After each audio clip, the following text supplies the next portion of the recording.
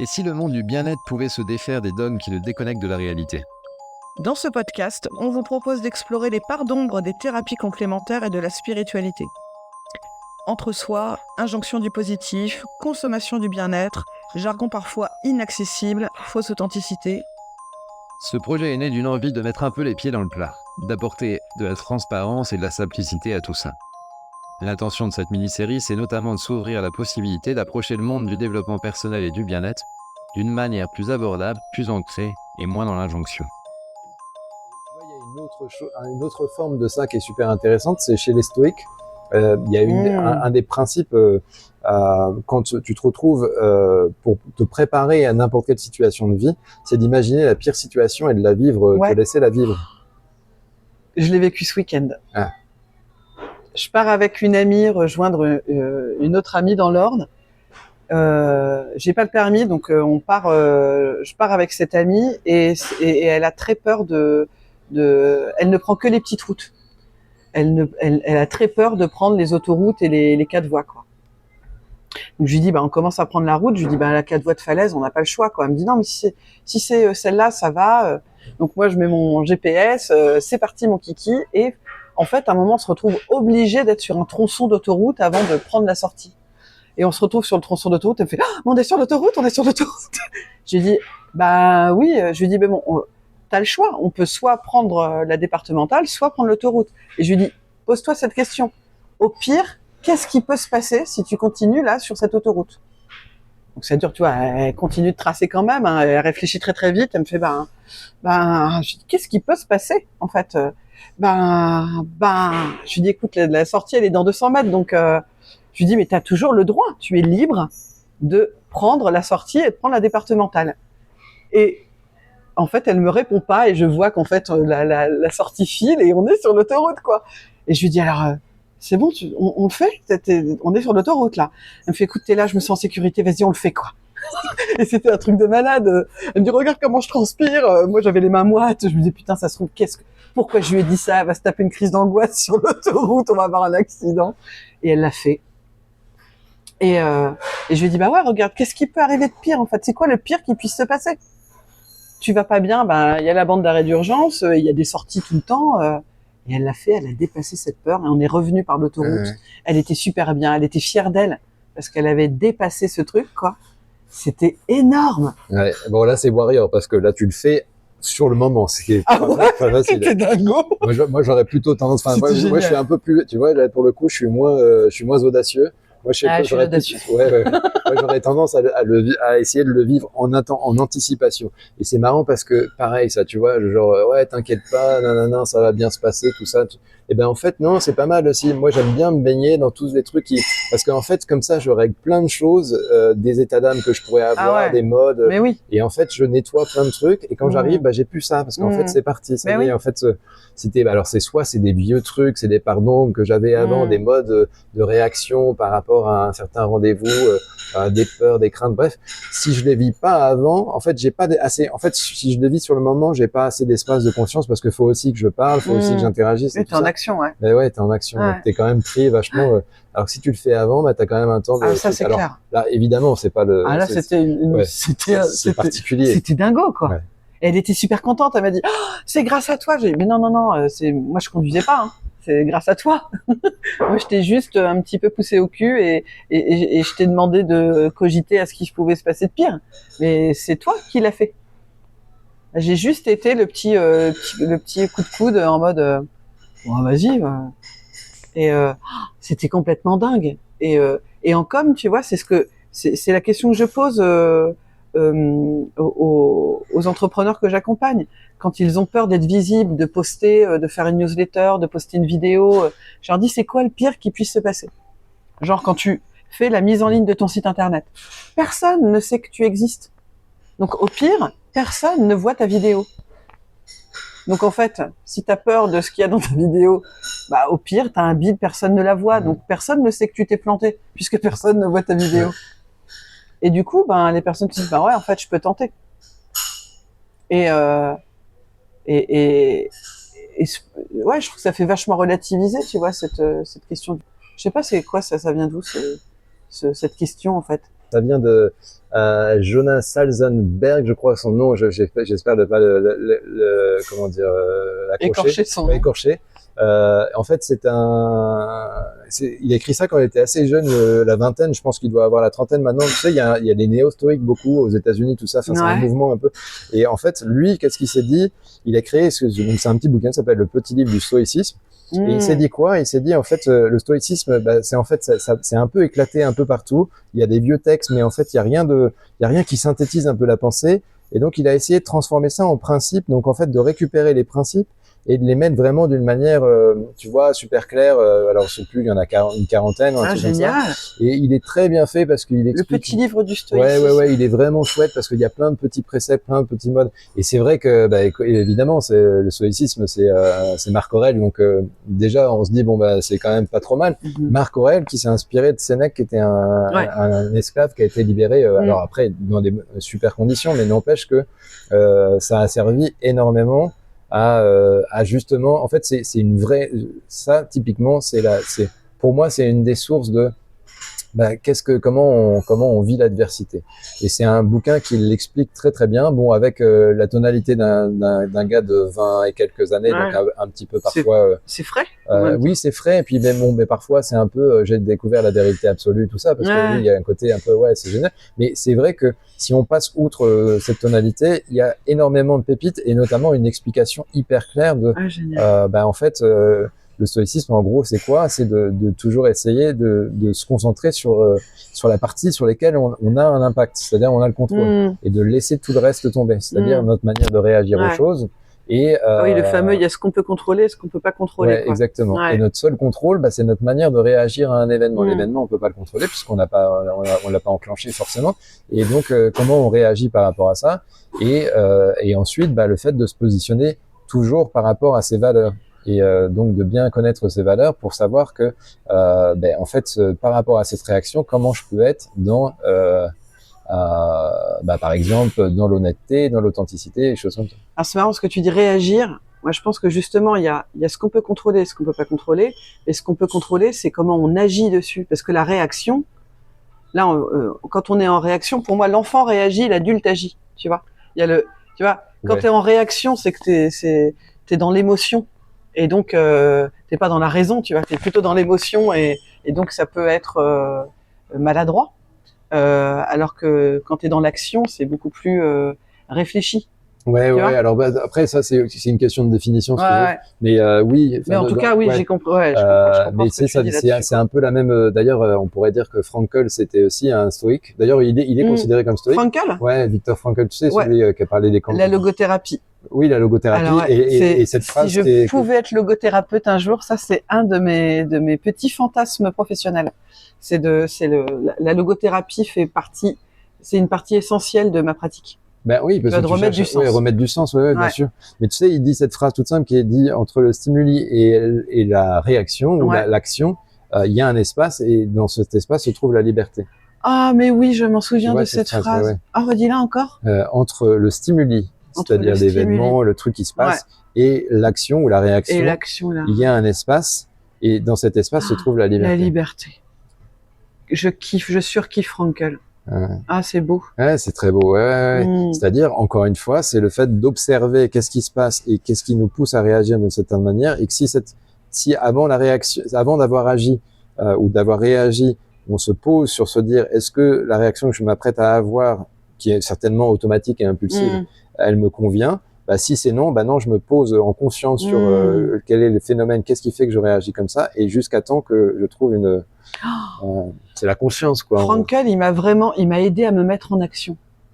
Parce que quand j'ai lu ce livre sur la logothérapie, qui est bouleversant, parce qu'il raconte du coup son expérience dans les camps de concentration où il était médecin, et où il a vu, c'est là en fait qu'il a vu en fait comment qu'il y avait des gens qui pouvaient mourir en 2 secondes et d'autres qui résistaient fabuleusement.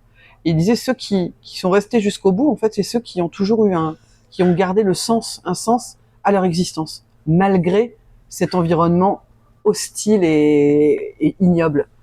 Et il dit, alors, forcément, je vais déformer le propos parce que je m'en souviens plus très bien, mais en tout cas, c'est là que j'ai compris que je devais arrêter d'attendre quelque chose de la vie, mais que je devais plutôt me demander ce que la vie attendait de moi. Et ça a tout changé. Parce que là, je n'étais plus dans l'attente, mais j'étais dans voilà, quelle part d'action, dans quelle action je me mets, tu vois, pour répondre aux attentes de la vie, quoi. Ouais, et bah tiens, tu vois, ça a été un moment, ça a été une transformation intérieure forte, tu vois, de ne plus attendre de la vie. Déjà, je n'étais plus dans l'attente de l'autre, mais j'attendais toujours de la vie qu'elle me donne quelque chose, j'attendais le signe, et là, je me suis mise dans cette autre position d'humilité, du coup, de qu'est-ce que la vie attend de moi. Ouais. Est-ce qu'elle attend là des plombes ou est-ce que je me mets en action maintenant, quoi. Ouais. Et là, tu vois, c'est assez marrant parce qu'on a fait une grande digression par rapport au fait on est les rois, nous. Ouais. Et par rapport au fait, tu vois, qu'est-ce qu'on disait sur cette notion de dépendance. Et c'est très intéressant parce que, regarde, pour moi, il y a là, pour le coup, il y a une échelle sur laquelle on peut se placer entre est-ce qu'on est dans la consommation ou est-ce qu'on est dans la création. Consommation, création. Ouais, et c'était d'ailleurs une dame que j'avais croisée en Inde qui m'avait dit ça et j'avais trouvé ça génial. Elle avait eu un prof comme ça, elle était dans le design, dans les vêtements et tout ça. Et elle m'avait dit, un jour, un prof m'avait dit, tu choisiras si tu vis ta vie en tant que consommatrice ou en tant que créatrice. Et ça m'avait énormément... c'est génial. Et ouais, c'est génial. Parce que en fait, alors pareil, c'est un curseur, on n'a pas besoin d'être 100% créateur, je veux dire, on est tous sur un chemin. Moi, je suis venu du monde des addictions, donc j'étais 100% consommation pendant longtemps. Mais qu'est-ce que je me suis détesté comme consommateur? Parce que évidemment, je voyais bien que l'image qui émanait de moi, le fait d'être toujours dans la consommation des choses, j'étais dans l'attente, j'étais dans et je me détestais pour ça parce qu'en fait, j'aimais pas ce que j'incarnais. Mais par contre, plus je vais vers la création, plus je me sens moteur, plus je me sens vivant, plus je me sens utile au monde. Et puis, en fait, je vais beaucoup mieux. Donc, mon bien-être, il est complètement lié à ça aussi. Donc, c'est génial. Ouais. Parce que tu vois, ça me fait penser. Alors, j'arrive pas à retrouver la source. Et c'était Elisabeth Delabarre qui m'avait parlé de ça un jour. Et on parlait de la liberté. Et elle m'avait parlé du triangle de la liberté. Elle me disait, il y a 3 choses indissociables: liberté, responsabilité, création. Si tu choisis d'être libre, si pour toi la valeur liberté elle est importante, alors tu es responsable et dans la création. Et tu vois, c'est marrant parce qu'on parlait de ce carcan dans lequel on étouffe là quand on est dans et du coup on n'est pas du tout dans la liberté, de l'irresponsabilité dans laquelle on peut se mettre pour le coup quand on est dans l'attente de l'autre, du grand tout, de l'univers, et que du coup on en devient consommateur de bien-être. Oh, c'est intéressant. Ça se recoupe. Ça se recoupe complètement, quoi. Ouais. Ça me fait penser à une autre thématique qu'on avait envie d'aborder. On parlait de la séparation dans le monde du bien-être. Ouais. Mais je crois qu'on en a déjà. En fait, on l'a déjà un peu survolé. En fait. L'ego spirituel, quand tu t'en parlais. Ouais. Tu vois. En fait, c'est pareil. Il y a un. Je vais faire un parallèle parce que pour moi, il me paraît important et pas négligeable. J'étais passé il y avait une sorte de temple hindou du côté de Saint-Étienne de Rouvray. J'étais passé par curiosité parce que j'avais croisé un monsieur qui m'avait vendu la Bible indienne, la Bhagavad Gita, ou je sais pas quoi. Je connais pas le nom. Je vois pas le nom. Mais enfin, en gros, comme à l'époque, j'étais curieux, et puis c'était tombé un peu comme là pour le coup comme un signe. En tout cas, j'avais l'impression. Oh, il y en a. Et en fait, je m'étais intéressé à ça. Bon, il y a quelque chose qui me sont, c'est toujours pas descendu. J'ai pas l'impression d'avoir vraiment compris s'il y a eu des petits messages, mais bon, bref. C'est pas la question. Bref, il m'a invité là-bas et il y avait un speech de la personne qui correspond au prêtre, en gros l'enseignant spirituel de ce groupe, quoi. Et il avait dit un truc merveilleux. Il avait dit si votre religion elle vous incite à rester dans votre religion, alors elle n'a pas fait son boulot. En fait, une Non. religion, elle est là pour vous ouvrir à tout, au reste, à l'universalité. Elle est là pour vous rendre universel. Elle n'est pas du tout là pour C'est une vous. valeur forte pour moi. Et j'ai trouvé ça merveilleux. Ça a fait du bien. D'ailleurs, j'en ai des frissons quand j'en parle. Et je crois que encore une fois, comme il y a l'ambivalence créateur-consommateur, il y a aussi l'ambivalence. Est-ce qu'on est dans la séparation ou est-ce qu'on est dans l'universalité? Est-ce qu'on veut aller plutôt vers le tout ou est-ce qu'on veut en fait nous scinder, nous scinder et une forme. Est-ce qu'il y a une forme d'enfermement? donc, ah oui, tu associes l'universalité avec une forme de complétude, d'union. Ben oui, parce qu'en fait, tu vois, on parlait tout à l'heure d'intégrer toutes les parties de nous-mêmes. C'est pareil, c'est-à-dire que c'est la notion. Ben, on dit de faire qu'un, c'est-à-dire de prendre, de pas séparer en fait, de pas se séparer.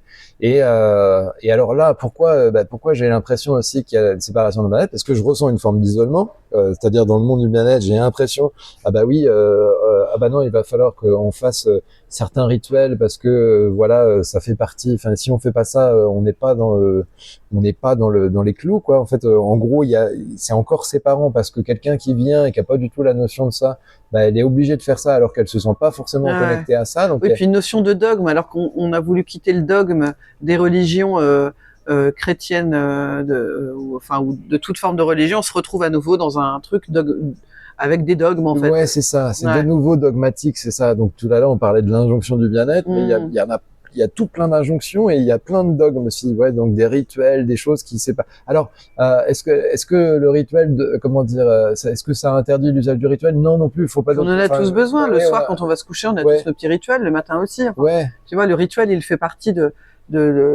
rituel. Je ne connais pas l'étymologie. Enfin, tu vois, mais le rituel, il nous permet de nous mettre en lien avec un autre état. Ouais. Tu vois.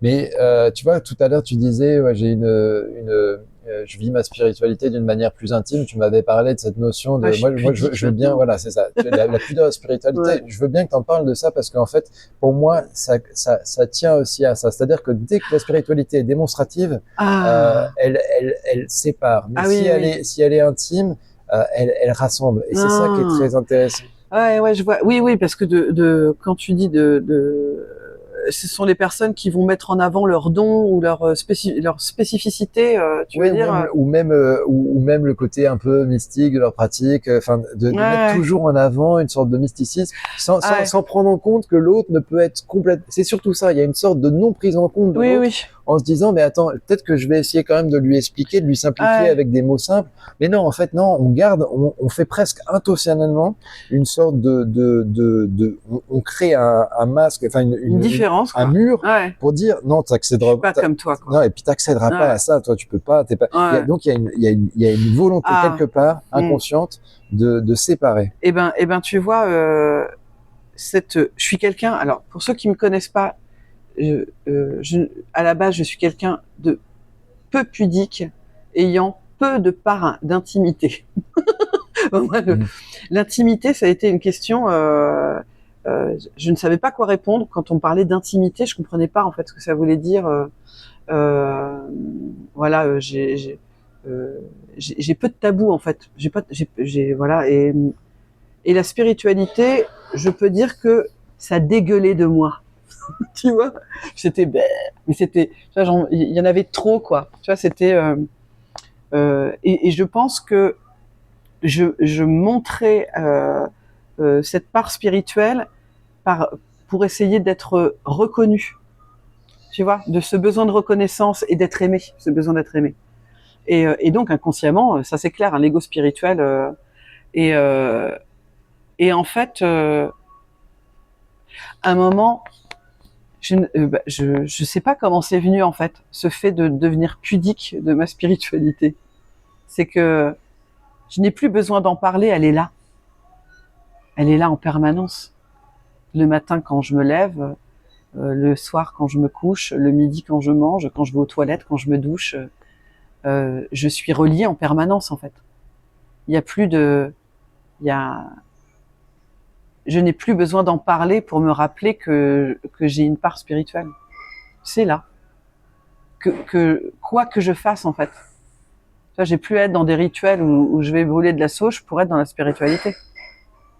le fait même de faire le ménage, d'être dans une action, d'être dans l'action, me permet d'être totalement dans ma part spirituelle.